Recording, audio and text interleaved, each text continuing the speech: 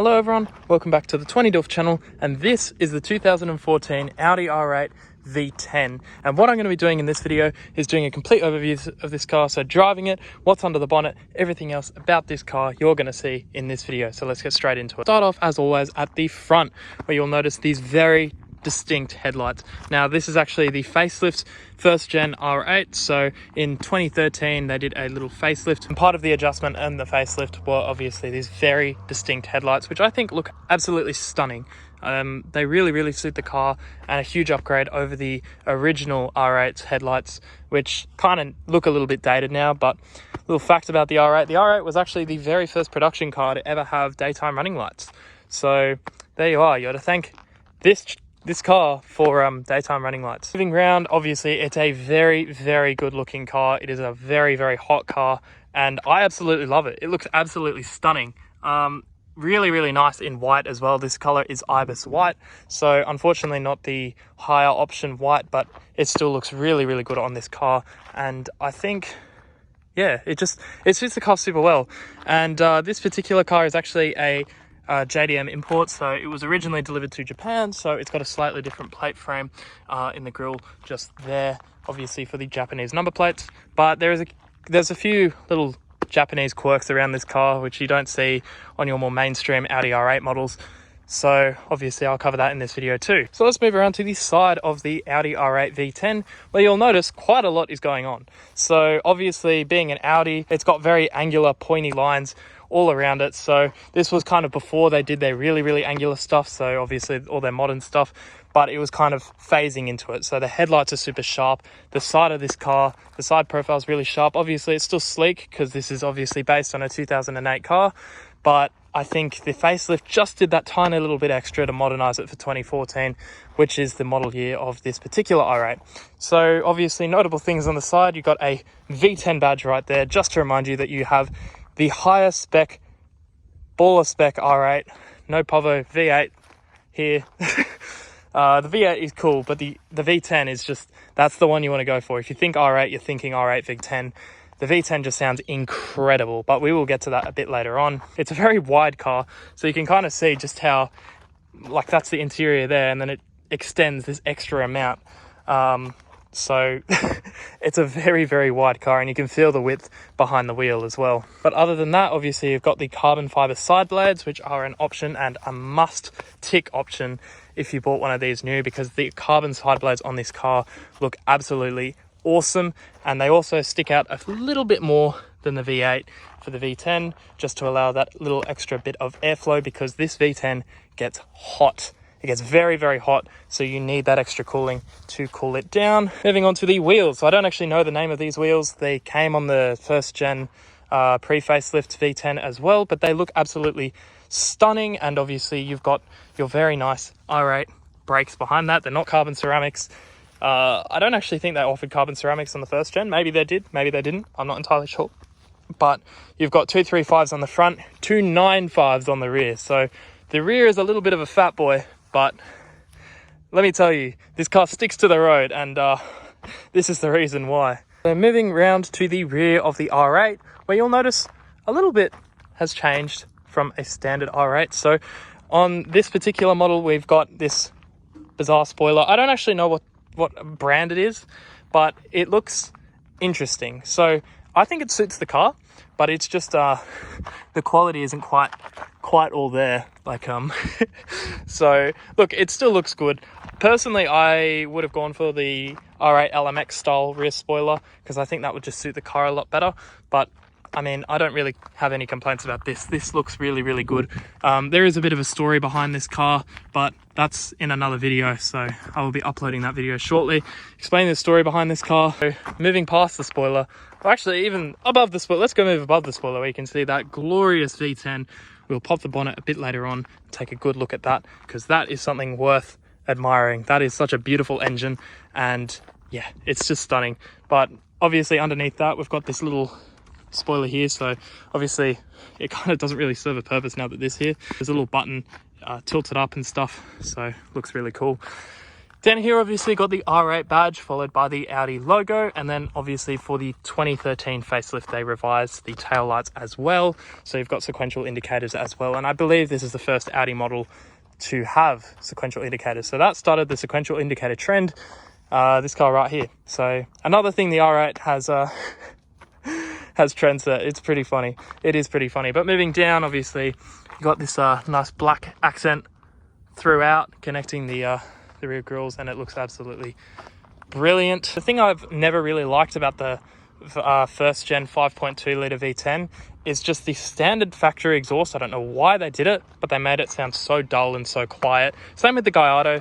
I don't know why Audi and Lamborghini were thinking of that, but for some reason they did. Because apparently if you're too poor to buy a Murcielago or an Aventador, you're stuck with a Gallardo or an R8 pretty much. So I'm not saying this is a bad car. This is an absolutely brilliant car. In many ways, I would take this over a Murcielago and an Aventador any day of the week. But obviously, you got to do something about that exhaust. And that is what the previous owner of this car has done. He has put a full stainless steel exhaust system on this car, and it sounds incredible. It is so much louder, and it is literally just how this car should have sounded when it left the factory. It sounds absolutely brilliant, and I'm sure you want to hear how it sounds. So let's go start it up.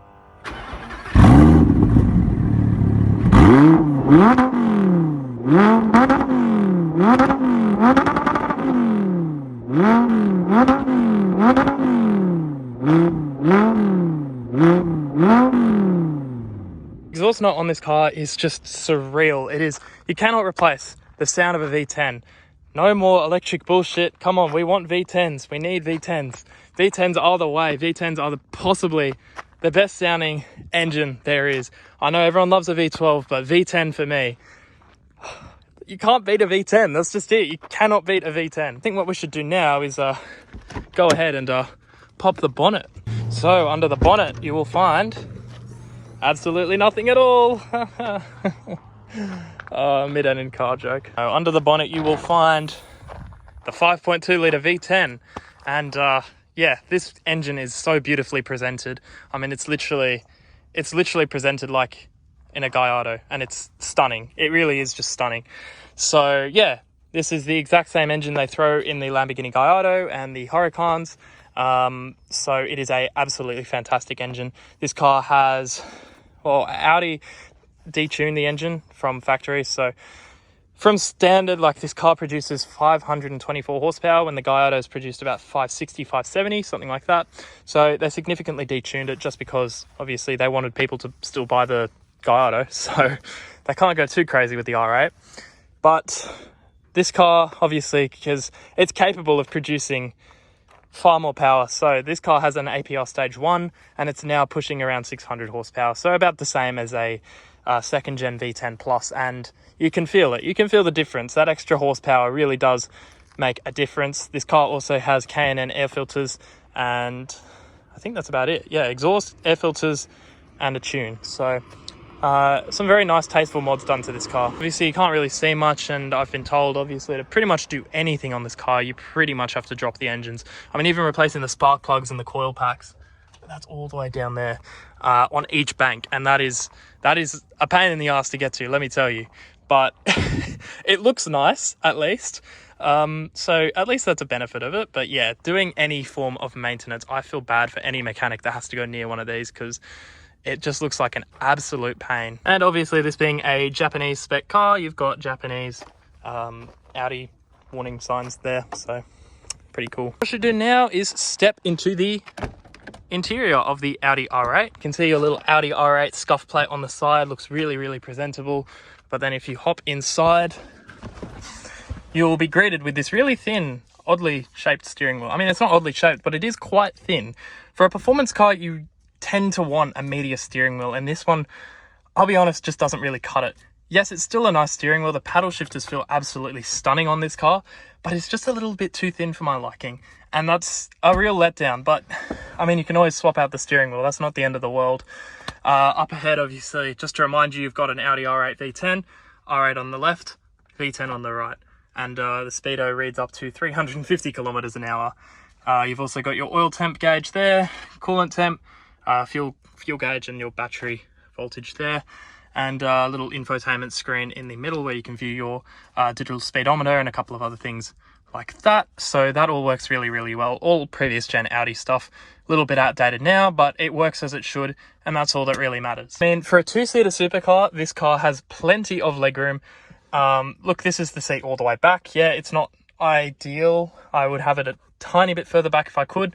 I'm 6'5" and I can fit in this car without a problem. I've still got quite a fair bit of headroom. So if you're a taller individual, the Audi R8 is a absolute must for you because you can actually fit in it very comfortably as well. So this car was actually picked up in Wollongong and we drove it all the way back from Wollongong, and I didn't have a single complaint. I mean, the seats are very, very comfortable. Yeah, they don't look all that. Like, it would be nice if they put an R8 embossed in the seat, but they're just very basic looking Audi seats, but they're comfortable. They're very comfortable. So the functionality is there. So that is always a positive. You've got these very nicely designed air vents which swoop around the instrument cluster, and I absolutely love that. Comes right down into the center console. Beautiful design, very, very nicely thought out. They clearly put a lot of attention to detail in it to make it real driver focused, and I love that. I really do love that. Little details like that are so fantastic. Even down to the little door handle on this side, it swoops up around this line, then it comes back down. But obviously you don't have that on the passenger side, so the passenger's got, say, a regular little door handle there, and that attention to detail is just what I absolutely love about Audi. Yeah, so really, really good. Thumbs up to you, Audi. So the steering wheel, you've got a little R8 logo there. Obviously it's not push start because previous gen, so key. Who cares? Who actually cares? It's a supercar. It's got an upgraded head unit. It just went into to get a service at On The Ball Automotive, and oh my days, when he ripped out the head unit, there is an absolute shit show. I don't even know how else to put it, of a wiring mess back there. It is terrible. It is absolutely terrible. So it needs to be rewired because there's literally live wires hanging out and stuff. So it's shocking. It's actually shocking. I don't know who did the install of this head unit, but whoever it was, they need to be locked up. They need to be locked up. But anyway, down past that, you've got a little phone mount there. Previous owners doing. Don't really know how to take it off. Don't really care that it's there. You got your temperature controls underneath that. Very nice dials. Very nice to use. Very basic. No digital. It's not digital. It's just analog, and it still works. You got your heated seats down the bottom, your air conditioning settings there, obviously more heated seats, and then obviously it's these. Oh, actually no, this is not obvious. It's a 7-speed DCT, so you could option the R8 in 3 types of configurations. You can have the gated manual, which everyone seems to love. You can have the single clutch gearbox, and then you can have the double clutch gearbox straight out of the Lamborghini Huracan. So this has the DCT, and it's so quick. It is such a fast gearbox. It rivals the Porsche PDK. It is incredibly fast. You literally press it and it's down. Press it, it's down. So very, very good gearbox. Very smooth when you're driving. Obviously off the line it's a dual clutch, so you get that typical dual clutch sensation. You have to be very delicate off the line because it is very jerky, but it doesn't matter. So yeah, it's a strange setup. If around here it's just neutral. If you pop it to the left, you go into auto. If you pop it again, you go into manual. And then if you go all the way down, that's reverse. So it takes a little bit of getting used to, but it's pretty straightforward once you know what you're doing. You got the little sport button there. You got your suspension settings there, so you can have it in comfort or sport. You got your wing settings here, so you can put up the wing or put it down. Hazard button, ESP, and parking sensors. That is all there and very nicely integrated into the center console. You got a little ashtray here as well. Your handbrake here. And 2 little cup holders there with a third one in the middle if you've got a tiny drink. And obviously you've got this absolutely tiny glove box. You're not even fitting anything in there. Quattro badge on the passenger side, and that's really it.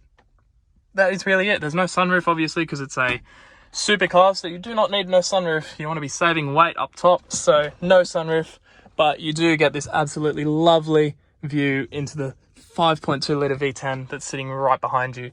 So I think that's about it for the interior. That's about it for the car. Let's take it for a drive. Okay, so here we are in the Audi R8, and what I'm going to do is my usual review, except obviously in sport mode. And I fixed my setup, so I'm hoping it will actually not fall off today, because that would be absolutely stunning. That would be stunning. So let's see. Let's test our luck. Do our little UE as usual. Be very careful not to scratch this car. but might just start off in auto, sport mode off, comfort suspension on. Obviously with the modified exhaust, it doesn't sound too intrusive. Honestly, if you're driving like this, it keeps itself between 1 and 2,000 RPM at all times, and it's very quiet inside. It's very comfortable. It's nice. You can turn on the air conditioning, listen to some music on this fantastic sound system. It is incredible. I don't know. I'm pretty sure that they'll be Bang & Olufsen's speakers as standard, but it's not labelled anywhere. But it is an incredible sound system. I don't think it's upgraded. I think this is just the standard sound system in this car, and it sounds wonderful. It's such a brilliant sound system. Plenty of bass. It's a really good sound system. So I am very, very pleased with that. Our drive in Grandpa mode is going to come to an end very shortly because we're approaching one of my favourite little straights. Pop it into manual mode. Let's put this window down. You won't be able to hear me for a second. I'm sure you will not mind. You want to hear the sound of that glorious V10.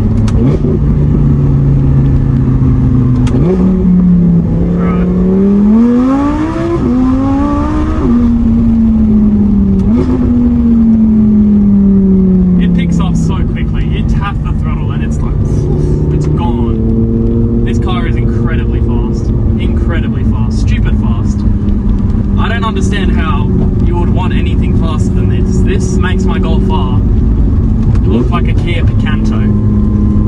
This thing is just so fast, and the gear shifts, they're instant. I'm sure you could hear it. They're just like one gear, one gear, one gear. It's just incredible. The viewing angles, if you're going around a tight corner, aren't exactly the best, but it's okay.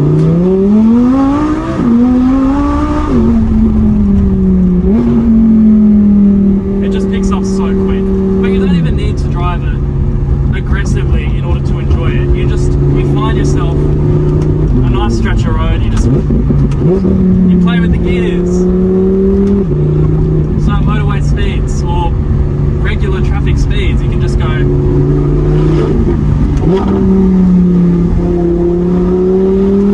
and you just have as much fun as you normally would just driving it like flat out, because you're listening to that incredible exhaust the whole time, and it just makes the experience just so enjoyable. It's absolutely brilliant. It's such a well-balanced car. I love it. It's like, I'm lost for words every time I drive this car. Every time I drive it, I go, I'm like speechless. I'm speechless because this car just does everything so well. It's dailyable. Like, I've got a friend of mine, he's got a 2nd gen R8 V10 Plus, and for a period he was actually dailying that car, and he had no problem with it at all. Like, they're very dailyable supercars, and that's what everyone seems to say about it. The R8 is the dailyable supercar, and I couldn't agree more, because it's super easy to drive. You don't really feel stressed driving it. It's a very manageable car to drive, and that's what makes this car so different. In a Huracan or a Gallardo, it feels similar to an R8, but not the same. It's still, you know, it's a Lamborghini at the end of the day. It's dialed up a little bit. It's not quite as refined as the R8. So if you want a refined, lovely supercar to drive, get an R8, because this thing just feels incredible. It ticks every box. It literally ticks every single box. And look, you're still gonna have people looking at you all the time. Like, although it is just an Audi, people look at you like you're in Lamborghini Veneno. Like, this thing, it gets a lot of attention, and I suppose that might be good for some people if you really need that extra little bit of a confidence boost. But for most people, you just find it annoying over a while. You really do. Anyway, none of that matters. You can still enjoy it quite a lot with the windows up as well. It's fabulous. It sounds incredible. It really is just, I would say this is probably the best car I've ever driven. I've driven a couple of supercars before. The most notable takeaway was the Ferrari F8. I was extraordinarily underwhelmed with that car. The Ferrari F8, I drove it when I was 17, and it always lacked something. At the time, I'd just bought my first car, which was a Lexus ES300, and after driving that straight to the F8, I went, oh, this is going to be awesome, it's going to feel awesome, it's a Ferrari. And I was driving it and I went, it feels like my grandpa could drive this car. Like there was no emotion behind it, and the fact that they've got all these silencers now and it's a twin turbo V8 so it mutes the noise, it's just such a shame because I mean that car could have been really cool, but obviously due to emission regulations and stuff, it's just what manufacturers have to do, and it's killing the automotive industry. It's killing the passion behind cars, because the 458 is just so much better than any twin turbo Ferrari ever. Maybe the exception being the F40. I've got an Audi behind me. He thinks I'm going to race him, but no, we're going to take it chill. And what I'm going to do now is give you my closing thoughts on this car. Should you buy one? Absolutely. If you want discreet luxury, and well, it's not really discreet, is it? If you want a plainer supercar, I suppose you could phrase it like that. If you want a plainer looking supercar because you don't want to be drawing attention, but you want the performance of a Lamborghini, get an R8. Get an R8 because this thing is just so comfortable. It's easy to drive, but it's not boring like the Ferrari. This actually feels very engaging to drive. So while it might be easy, it's also very engaging, no matter what speed you're going, because you can always play around with the gears. You can drive it normally and just have the sound system blasting. The steering's nice and heavy. It feels really, really good, and it feels very, very well rounded off, and that's a massive, massive positive for me personally. Easily the best supercar I have ever driven. Best. Underline that. Because this is just incredible. I haven't driven many supercars, but of the some that I have driven, like this is top of the list. Easily top of the list. And every time you just feel like a little bit of excitement. You just drop a couple gears, let the engine do the talking, because this exhaust note they don't make them like they used to. They just finished production of the R8 forever with the V10. Bye V10. The Huracan's next. There will be no cars on sale with a V10 in a couple of years, and that is so sad to think. So this really is the last of them, and that's why I think this R8 is going to appreciate with time as well, because the Gen 1 in particular has that classic R8 style, and I think the Gen 1s are just going to appreciate quite a lot once people realise what they're missing out on, because everyone needs a little bit of that in their life. Every single person. So yeah, it's incredible. It's a really, really, it's a wonderful car. It really is just a wonderful car. So yeah, parking is very easy as well. You just have to bear in mind the width of it. So look, closing thoughts on this car. I think it's wonderful. I think Audi really knocked it out of the park with this car. It does everything so well, and it does everything you want it to do. It's not missing any features that you'd want. It's not. It competes with Lamborghini. Like, it really is a Gallardo competitor, which is funny that that they'd make a car like this anyway. But it's fantastic. I'm glad the R8 found its way into the production line, because this is just such a brilliant car. And to anyone who can afford it, please do it. It's cheaper than anything else you'll find as well. Like, these go for the same price of R35 GTRs now, and look at how much more you're getting. You're really getting quite a lot of value for money. So yeah, go ahead, buy yourself an R8. These are brilliant cars. I love this car. It's so cool. But yeah, I mean, having said that, I drive off with a massive smile on my face after driving it, because it's just awesome. This car is the last of the kind. It really is, and it's fantastic. It's a great car. I know I've said that 100 times already, but buy yourself one. You need to. But I think that's going to be it for the video. So if you want me to review your car next, leave a comment down below and I will. But yeah, this has been incredible. It's an awesome, awesome car. So I will see you in the next one.